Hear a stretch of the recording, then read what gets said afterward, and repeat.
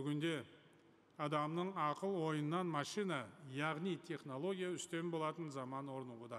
Басқаша айтқанда, жасанды интеллект технологиясы адамзатқа қауіп-қатер төндіруі мүмкін. Мұның арты неге әкеп соқтыратыны белгісіз. Ғалымдар арасында бұған қатысты ортақ пайым жоқ.